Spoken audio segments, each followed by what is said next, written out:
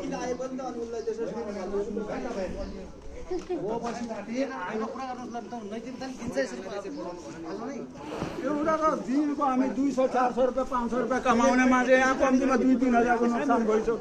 यतिकै गर्न मिल्छ र ज्यादै गर्न मिल्छ यहाँ 10 जना अर्को ग्राम पञ्चायत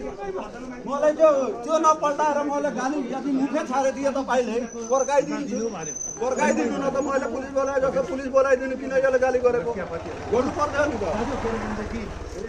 दिनकै दिन जहिले आउँदा दिनु न भन्नु मलाई गाली गरेर त्यो हप्तामा दिनु न भने भाइ मसँग छैन भनेको बुझ्दैन मसँग छैन जाऊ छैन भनेपछि तपाईँ एकैचोटि पर्काइदिने हो त्यो सबै पर्काइदिने हो ग्रुपमा हालिदिनु अनि यो